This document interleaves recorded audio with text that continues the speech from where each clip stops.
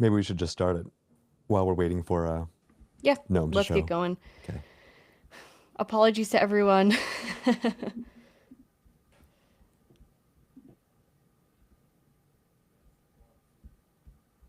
All right, so we are live. We're good to go. So let's make the most of what we have.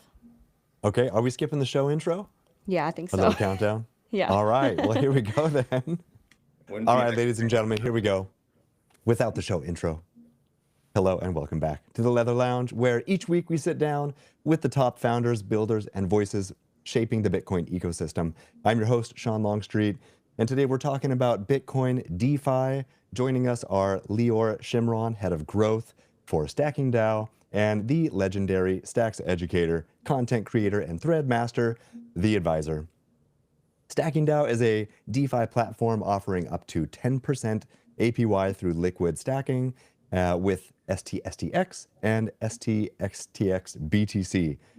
And with recent stacks upgrades, faster block times from the Nakamoto upgrade, as well as last week's SBTC cap raise, which was fully met in less than 24 hours, it's very clear that there's never been a better time for putting your Bitcoin to work. So we'll explore the tools, strategies that you will need to unlock the full potential of Bitcoin DeFi.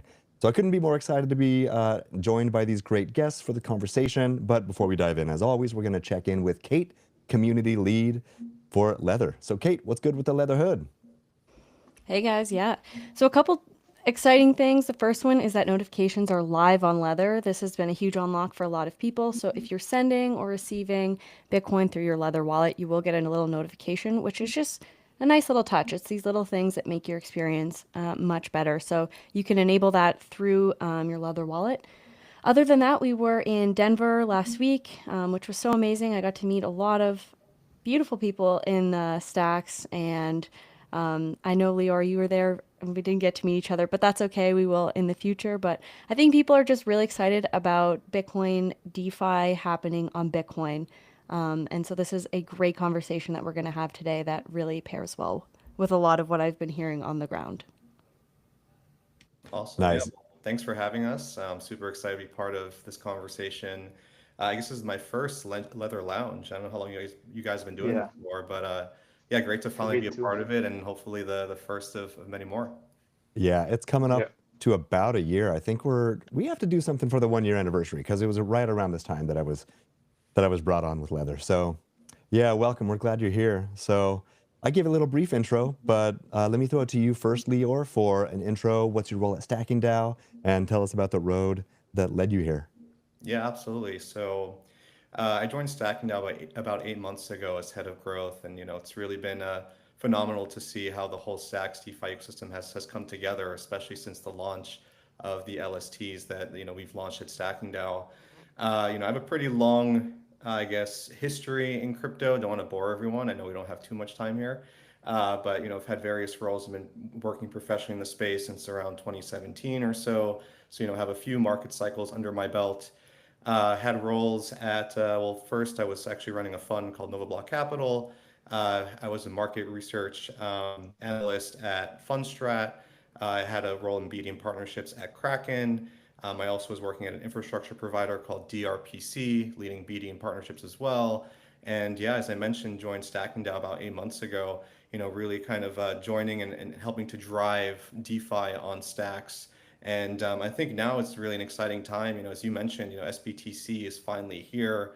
Very quickly hit the 3,000 Bitcoin cap, I think within 24 hours. So I think that just shows how there's a lot of latent demand to put your Bitcoin to work. And I feel like now Stacks is a true Bitcoin layer because now you can actually use Bitcoin in various DeFi contexts.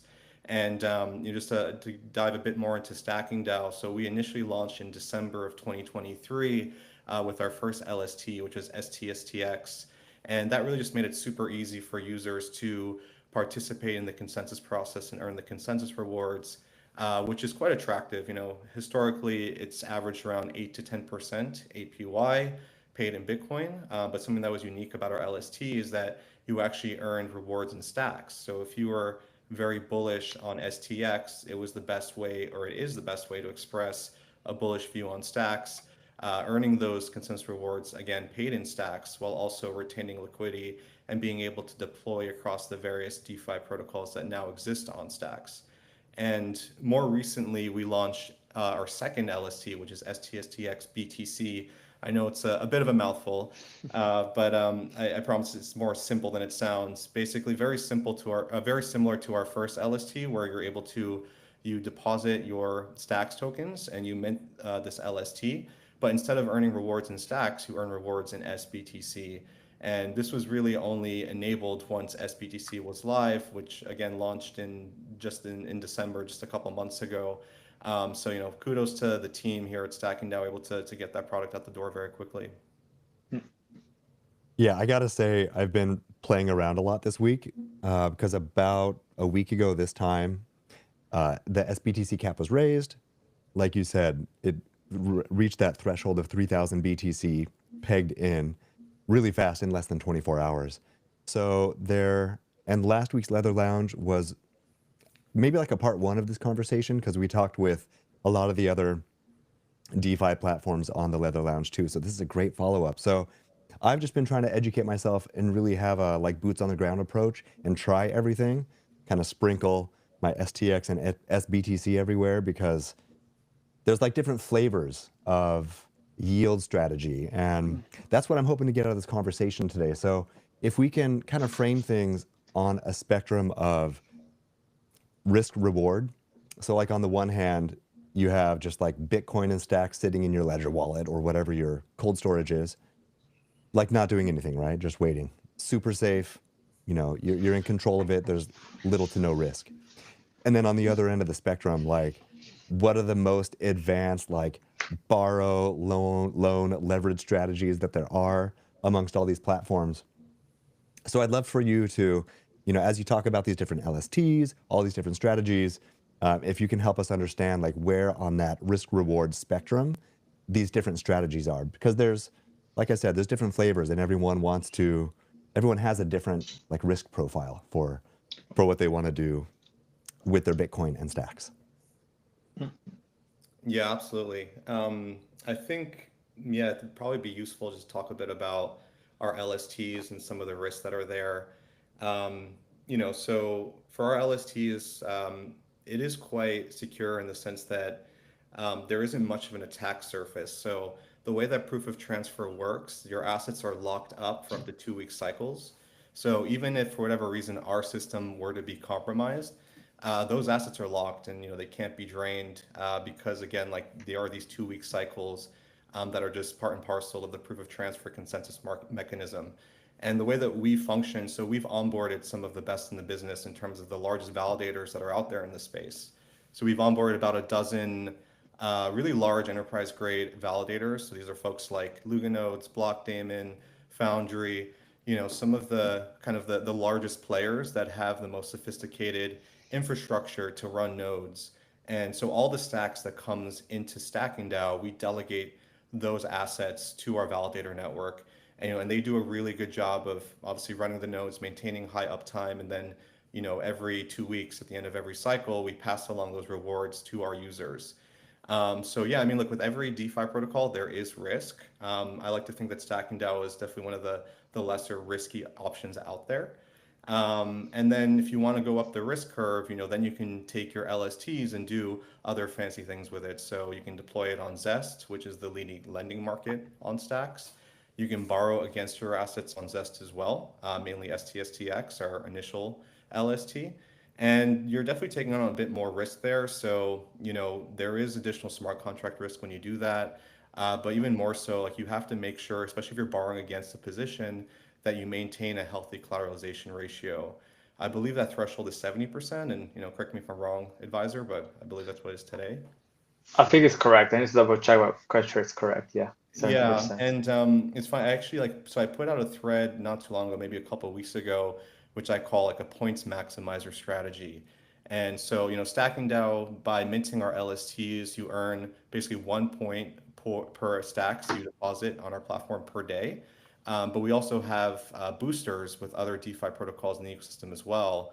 And one is with Zest. So if you deposit STSTX onto Zest, so you earn additional yield as well as additional points, both on the stacking DAO side as well as on the Zest side. And if you want to go even crazier with that strategy, you can actually borrow against your position, maybe borrow more stacks against your STSTX position.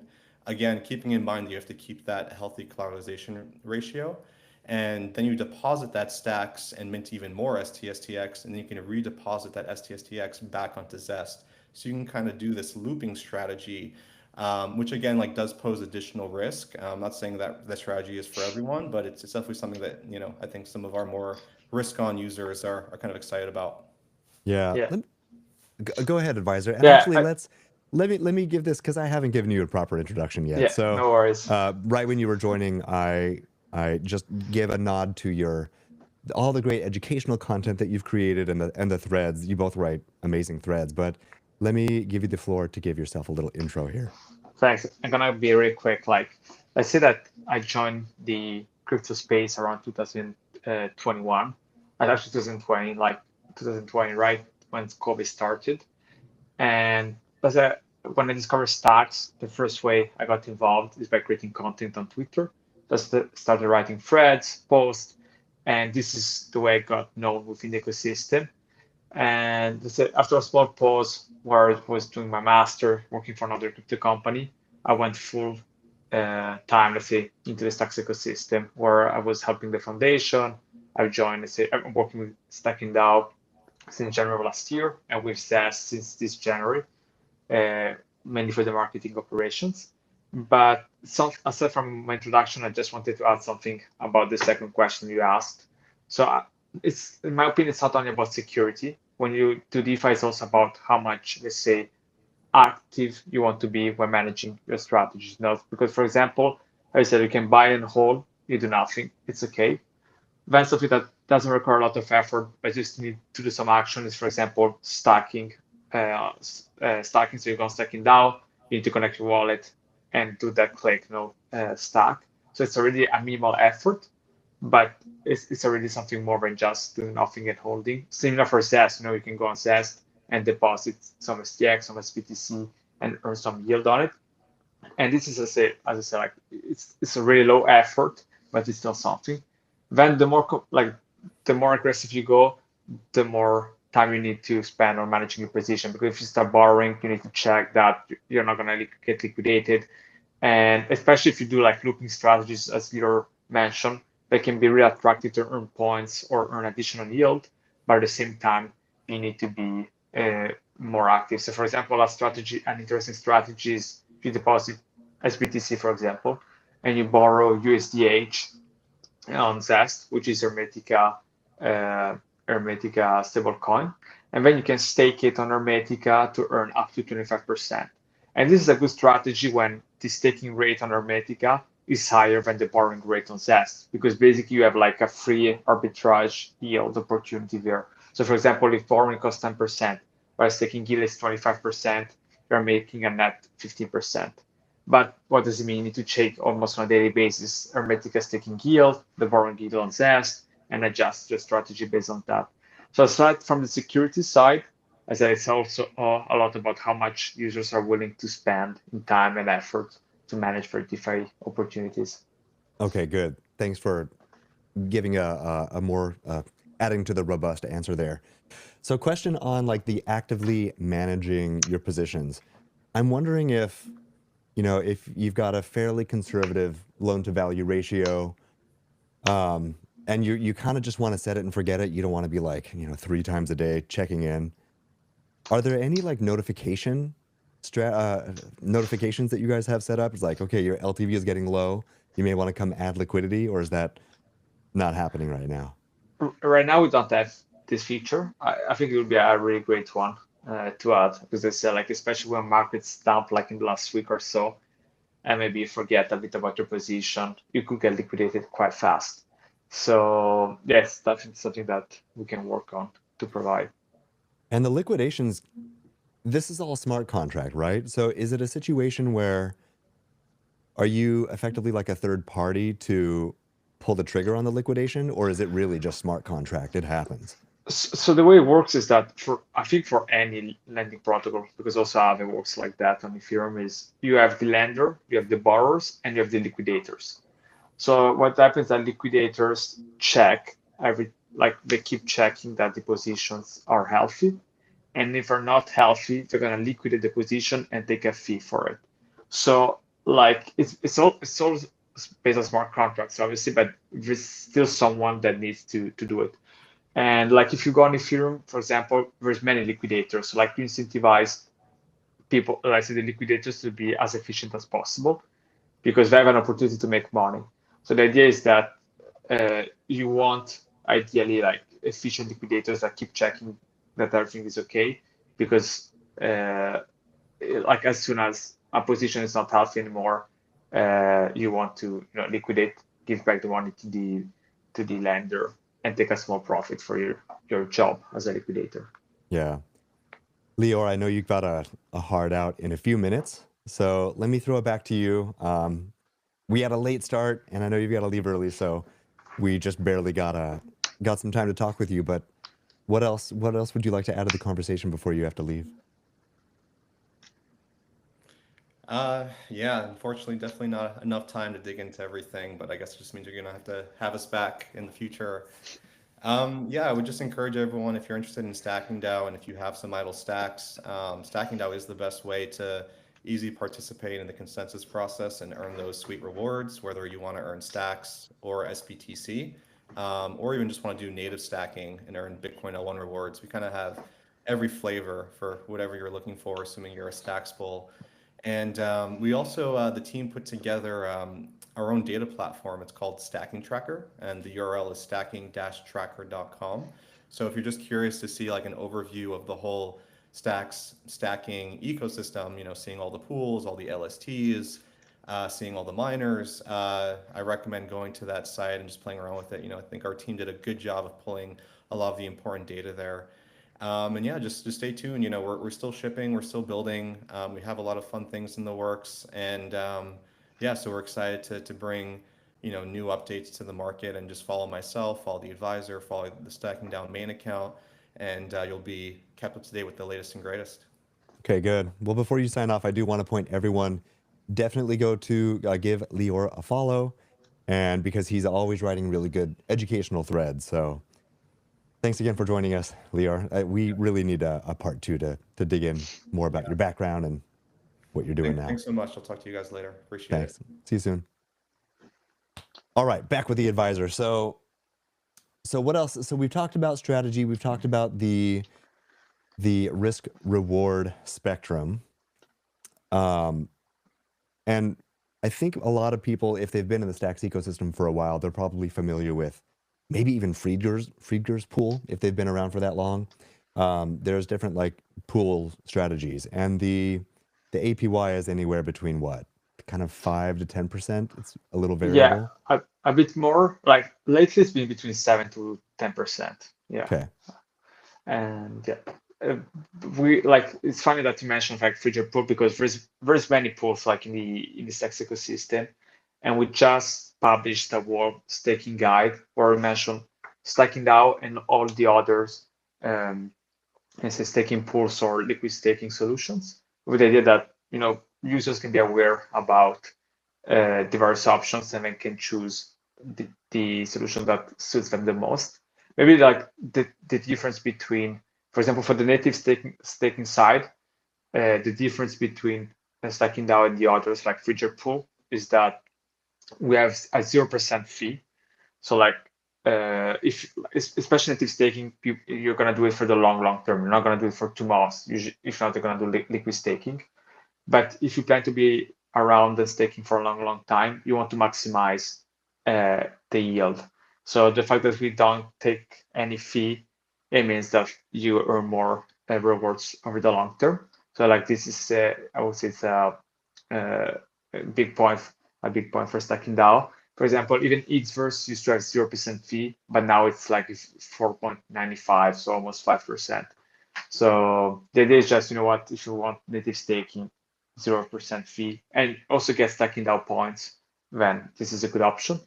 Instead, like the liquid staking side, what's differentiate, for example, both STSTX and STSTX BTC from Lisa is the fact that they are the most integrated tokens in DeFi. So, for example, STSTX can be used on ZES, can be used on Bitflow, can be used on Velar, and this kind of composability gives added utility to users now, because you can earn yield, you can borrow against it, you can provide liquidity to pools.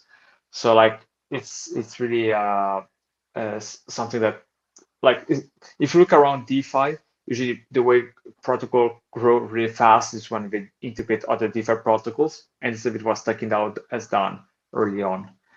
And so yeah, there's this. Then, for example, we also use various signers or validators, so like more decentralization, and yes, we're working various points. There's a bunch of factors that that plays in when choosing, let's say, which options you prefer. Maybe another important factor is, for example, if you prefer SBTC rewards, like Stacking DAO is the only one providing that. So yeah, the idea is, to summarize it, is Stacking DAO is trying to provide the best service for any kind of staker. No, like, we don't care about the flavor you want. We want to provide the best one for each one. So if you prefer SBTC rewards, we have STSX BTC. You want native staking, we have 0% fee.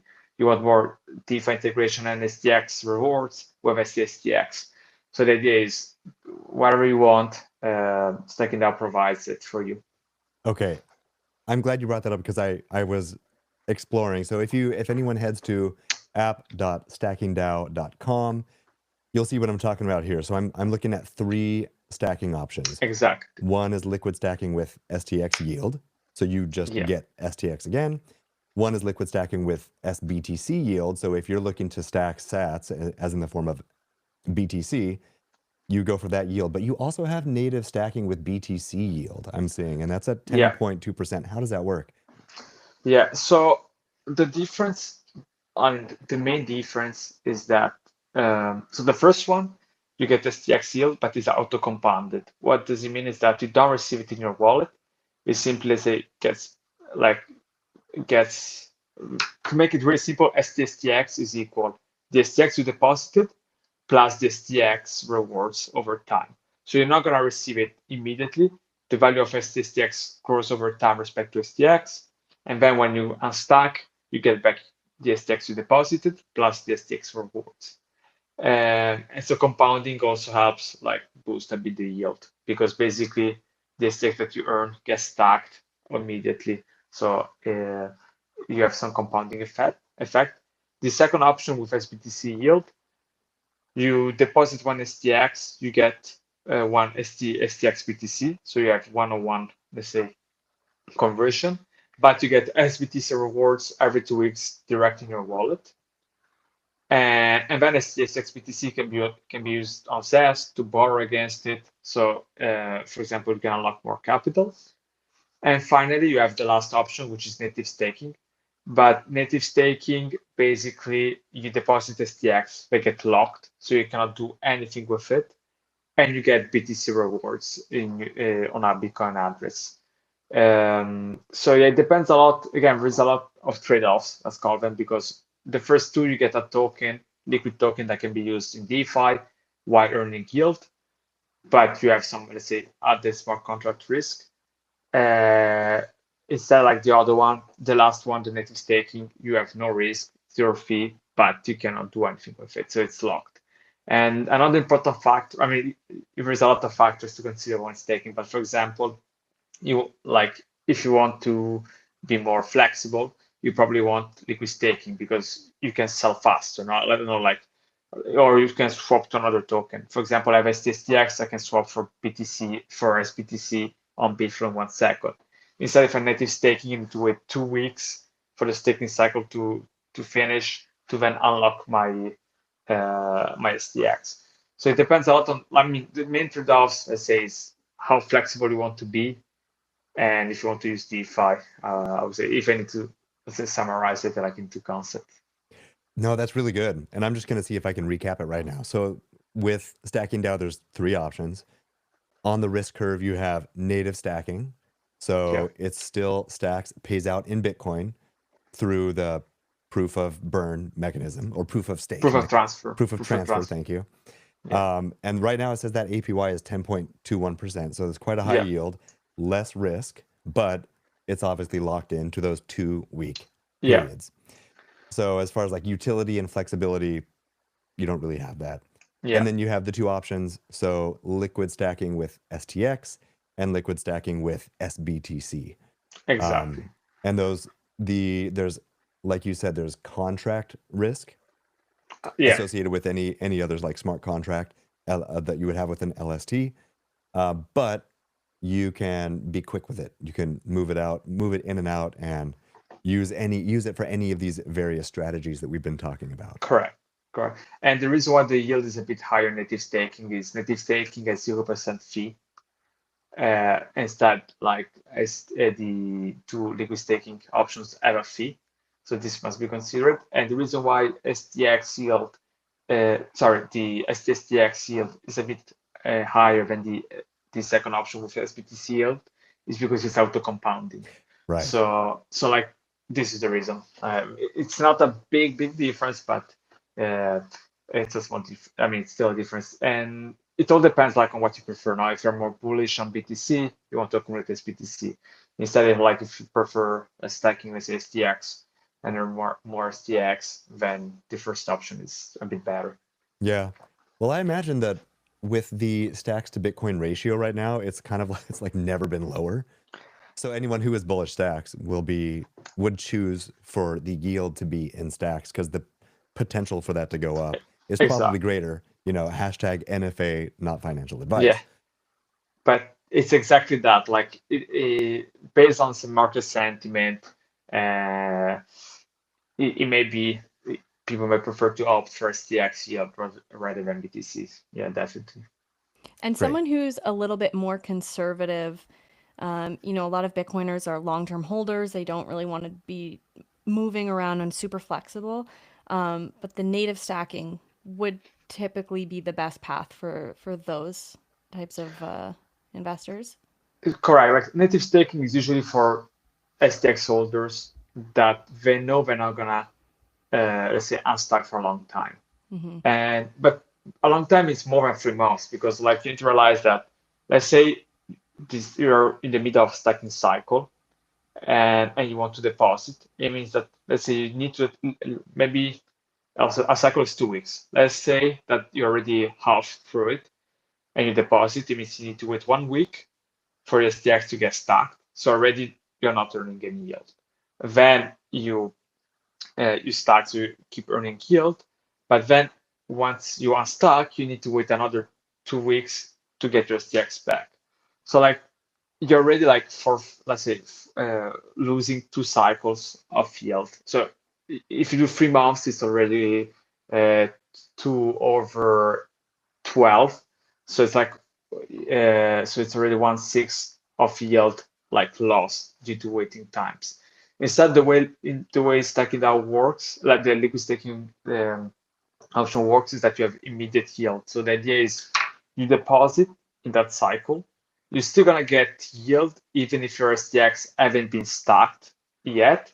But when you're gonna stack, you need to wait 1 cycle and not earning any yield. So basically, we're shifting, let's say, the yield from when you're gonna unstack to the beginning. So basically, it's just the way it's been built is just a way that you're gonna get yield immediately, and even if we didn't stack your STX yet because we need to wait for the stacking cycle. But when you're gonna withdraw, you need to wait one cycle, and that yield is gonna be distributed to the other users.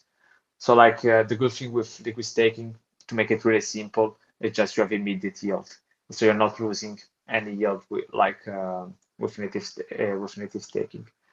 But yeah, like if you don't want any smart contract risk, you just want that BTC yield, and you're gonna stay stacked for a long time, like I don't know, 8 months, 1 year.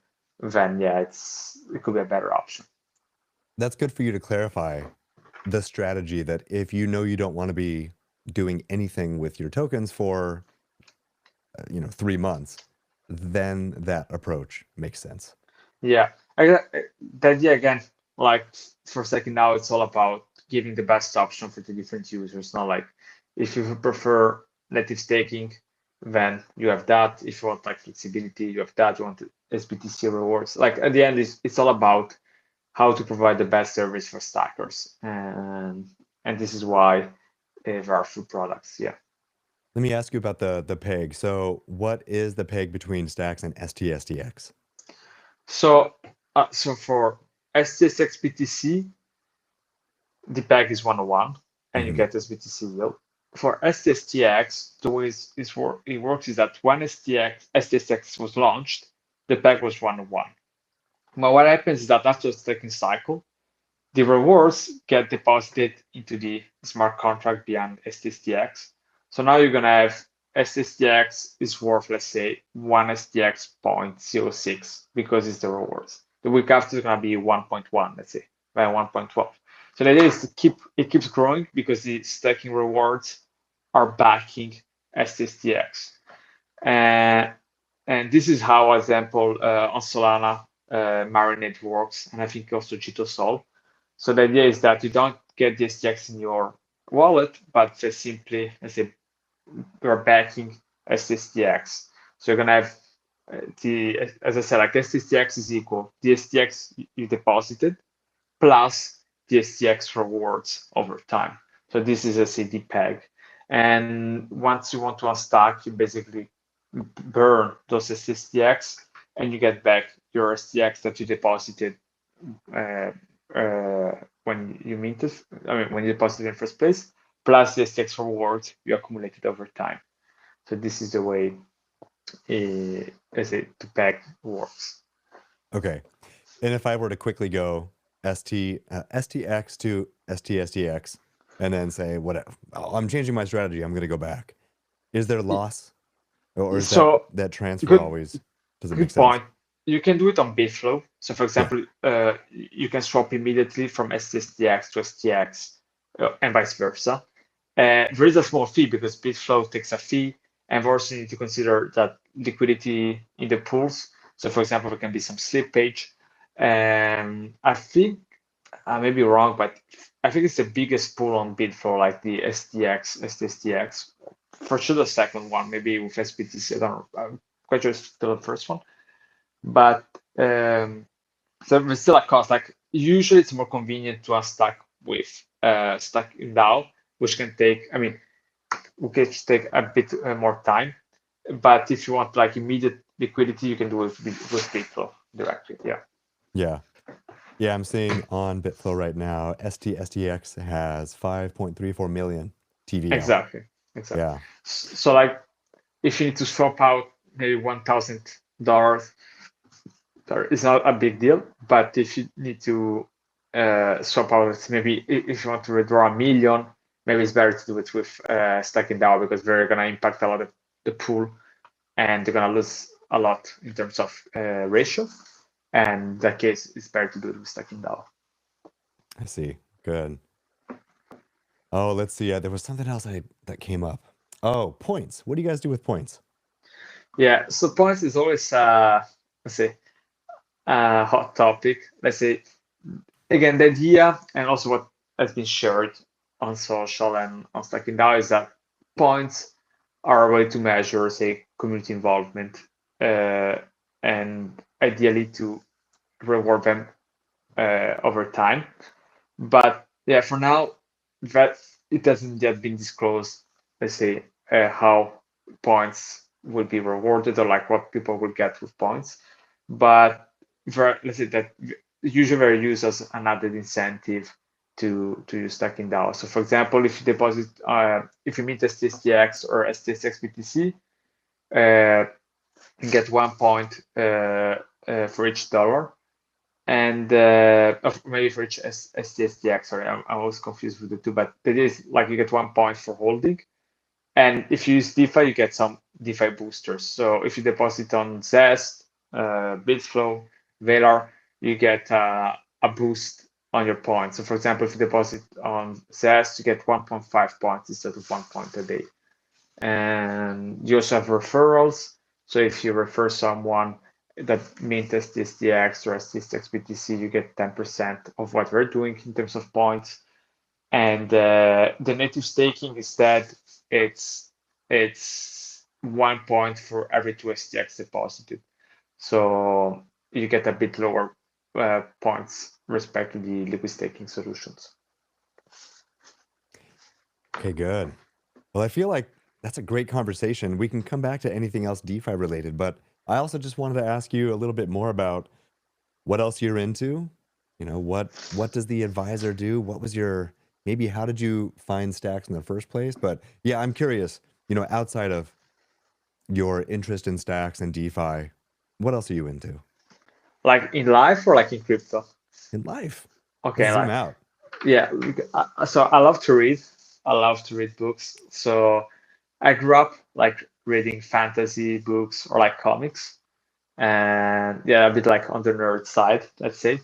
But like in the last few years, I've switched like to read like more like books on economics, or like yeah, like more, let's say, tech side, like psychology, like a bit more books that talk about how to improve yourself. Like I read a bit of everything lately, but less on the fantasy side.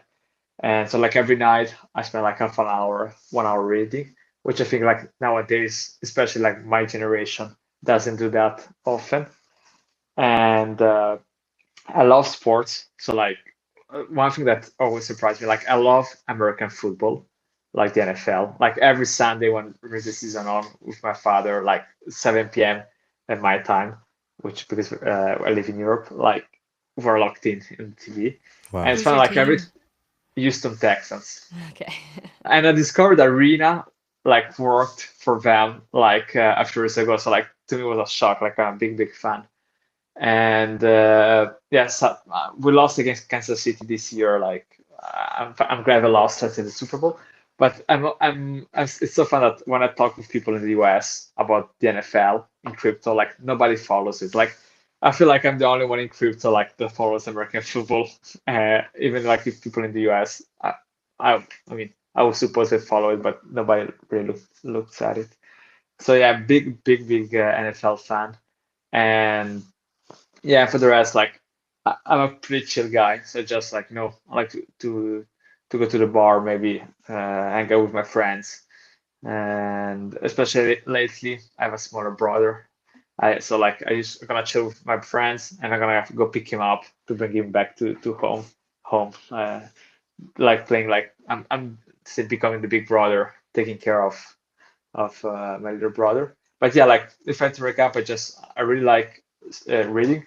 I love NFL, really like it, and then like just chill, like having a drink at a bar with your friends and chat a bit. Nice. That reminds me. So I was talking with Tycho. Tycho was on the show last week, and we were talking about his background because he went to Oxford, I believe, Yeah, and was a history major, and was always really fascinated with the history of money and finance. And my wife is really into old books. Like she has this growing collection, and I collect ordinals, right? Because it's on Bitcoin, and you can prove like there's a finite supply of them, right? And she's really into old books, which I think is amazing. There's this correlation, right? Because it's something old, it's printed whatever 100, 150 years ago. Sometimes the supply of something. So we each kind of have our like what we collect. But I said, yeah, honey, I want to start collecting some books too. Something about like finance, maybe history of gold or something. And she found this book for me. It was published in 1900, and it's called Gold Bimetallism or Bimetallism. And I was just talking with Tycho today, and I showed it to him. And you'll have to excuse my paraphrase of his explanation, but in the like late 19th century, there was this move toward not a gold standard, but a gold and silver standard. And the argument was that there, with the flexibility of being able to essentially print more money through silver, right? yeah, You had what was the precursor to uh, MMT, modern monetary theory, yeah. right? Um, so yeah, I just thought that was a cool coincidence. So, what kind I, of books are you into right now? so right now, I was reading like I don't know if you know Jordan Peterson. Maybe you know, okay, from Hmm. Canada. Yep. I was Yeah. yeah. I actually was reading again the first the first book, like 12 Rules of Life, and it always takes me a long time because like I'm not like he has a really high level of English, so like sometimes like I need to read the same page like 5 times just to understand what he's saying. But Wow. I found that it's it's a fascinating book on how you should like try to live your life. And I may not agree with all the points that he's making, but it's still like I really like his mindset on on how people should live their life for a happier life. And so yeah, I really like it. Do you make your bed And every morning? yeah, it's also not Yeah. joke. But for example, like the first rule about keeping your back straight, like it's like small. For example, I've had some not issues, but let's say I'm not always, especially when you work from home, it's easy to forget about this. But like there's all these small concepts about keeping your back straight. It helps, for example, reduce serotonin, like improve testosterone, which generally speaking helps like being more focused. Like I'm making it really fast, but the idea is there's a like every chapter is focused on something you can improve in life, and it's really interesting. On just like people should read it at least once. I know he's a bit of a controversial character um, in modern world. Let's say not everybody likes him a lot, but that book I thought it was really well written. So it's more on psychology side than anything Yeah. else. But something that because once I read. I think it was on the Beacon Standard. I once read it from I forgot the name. Was Uh, that Safedine? exact Sefidin, correct. Yeah. Yeah, and because they were talking about gold, I think it was in that book that it was mentioning that already like in during the Roman Empire, they used to, let's say, collect gold tokens and then like devalue them by adding some like I don't know cheap metals. So maybe gold metal started as 100% gold metal. Then they asked people to give it back, and maybe it was 90% gold, 10% cheap metal. Then, like maybe 100 years later, it was 80% gold, 20% metals. So this idea of inflation, let's call it, is something that goes way back in history, where the idea is we need to make you know gold is valuable, but we need still to stimulate the economy, whatever. Like we need inflation.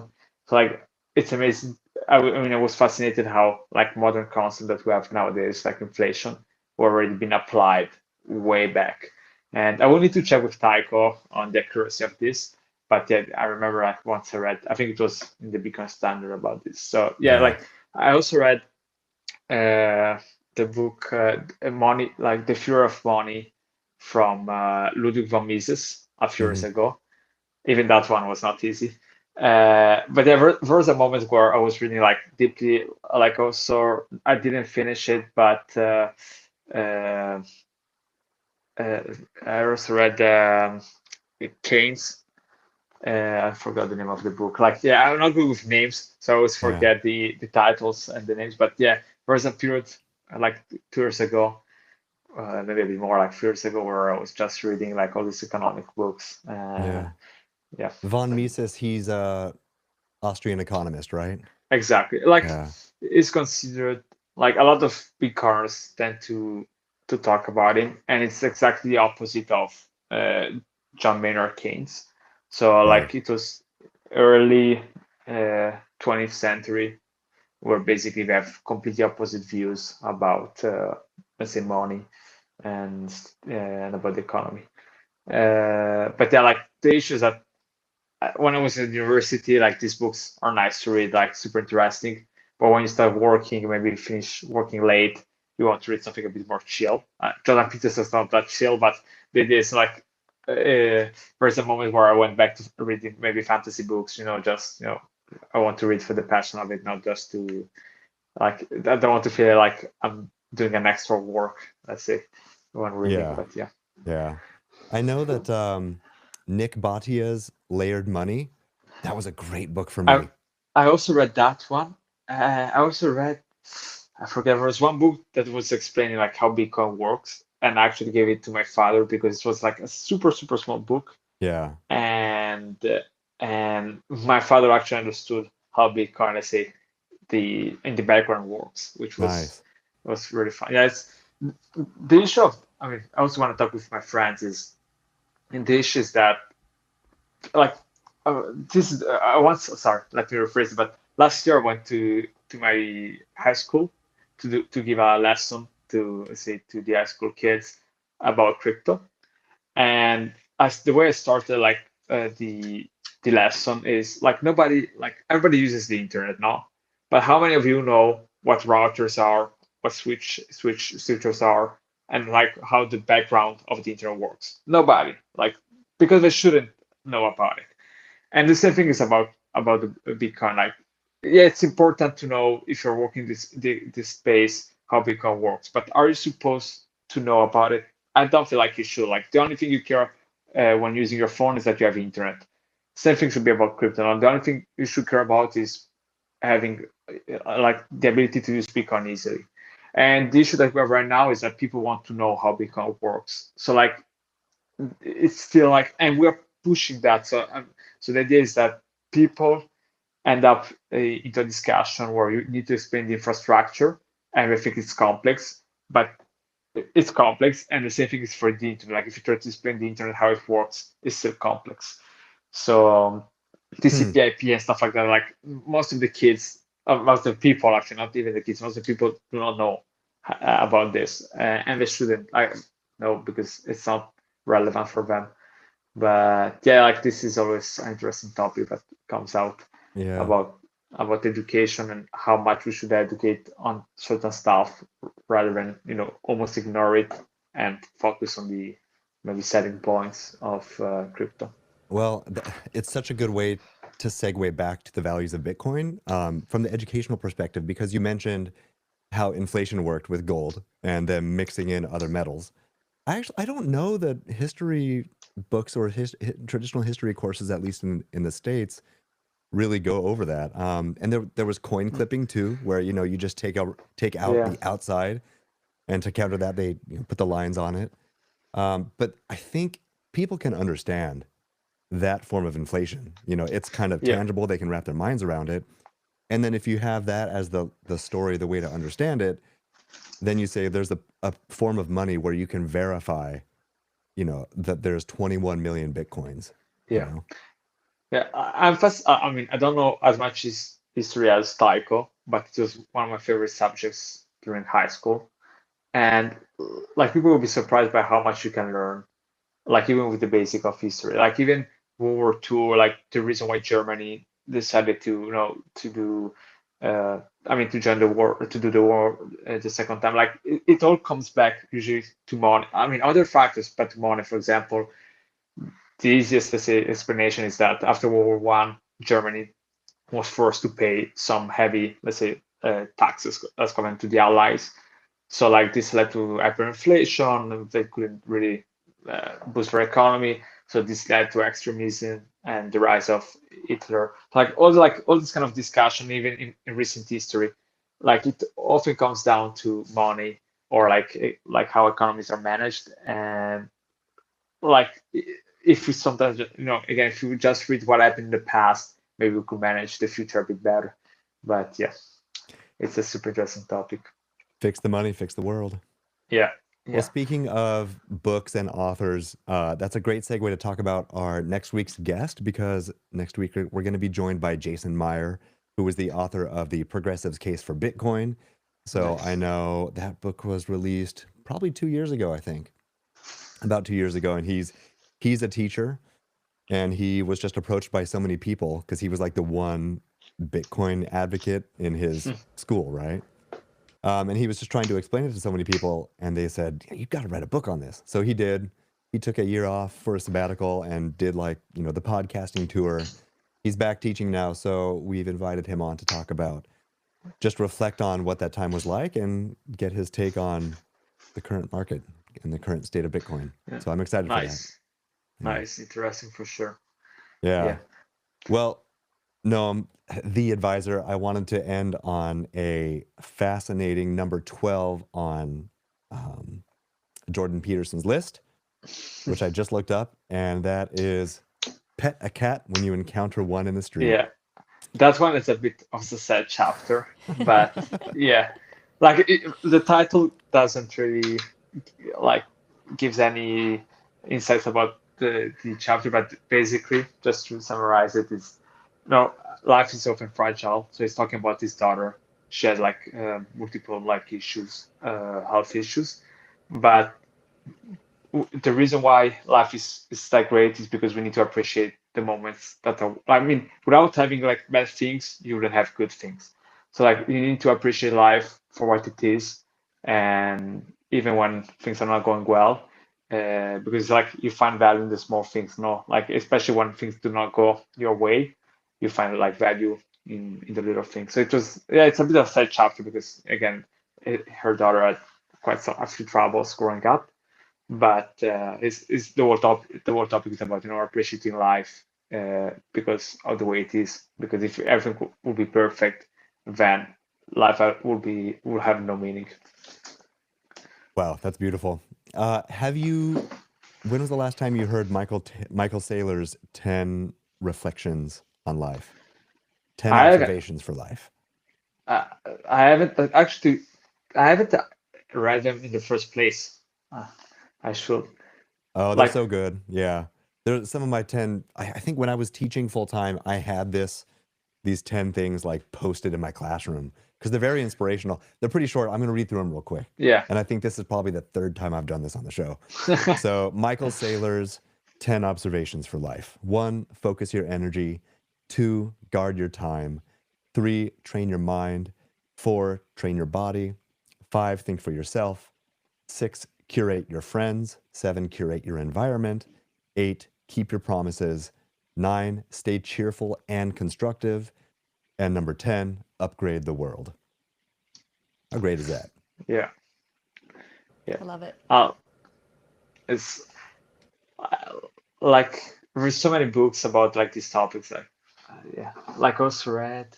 I don't remember the name, but yeah, I read a few books. Like I think the topics are all similar, but they all offer like a different perspective, which are always a nice add-on. It's Well, all thanks about the everyone for simple tuning things. in. Oh, go ahead. Yeah, Kate. I was going to say, it all comes down to the simple things. yeah, it's true. It's true. Truly, yeah. Yeah. Well, this has been your edition of Leather Lounge Book Club. Thanks for coming. Bring your suggestions. Bring your notes. All right. Well, advisor, anything else that we should end on to bring it back to DeFi? Let's make sure everyone knows to head to the app.stackingdao.com, I believe. Yeah, correct. Yeah, okay. And yeah, for second DAO, again, like if you want to earn some yield on STX, whatever, if you want SBTC rewards, STX rewards, like whatever you want, as long as you want to earn some yield on STX, then it's definitely visit Stacking DAO. And if you have any question, like you can join the Discord, open a ticket. There's gonna be a moderator there to help you out. And instead, like if you want some more, let's say, to do some more advanced stuff with your liquid staking token, you can visit Zest or like check Zest Twitter because there is multiple posts on a weekly basis about different DeFi strategies you can implement. Where we prefer the other points, the idea is that you can learn how to use Zest in the first place. Awesome. Well, thanks again for joining us. And I know Noam had to sign off halfway through, but thanks. Leor had to leave halfway through. So thanks to Leor for joining. And let me just plug Friday's show, Good for Bitcoin, with Brandon and Kate. What time is that? 2 p.m. Eastern? 2 p.m. Eastern, yeah. 2 p.m. Eastern. And then next Tuesday, as always, 11 a.m. Eastern for the next Leather Lounge. Thanks again for joining us, everyone. We'll see you next time. Thanks. Bye-bye. Thank you. Thanks again for joining us in the Leather Lounge. We record each episode live every Tuesday at 11 a.m. Eastern. And if you'd like to listen in or join us on stage, make sure to give us a follow on X at LeatherBTC. Leather is your gateway to everything Bitcoin, from DeFi to stacks, ordinals, runes, stamps, NFTs, and more. You can find loads of helpful crypto content on our YouTube channel and visit our blog and learn center at leather.io.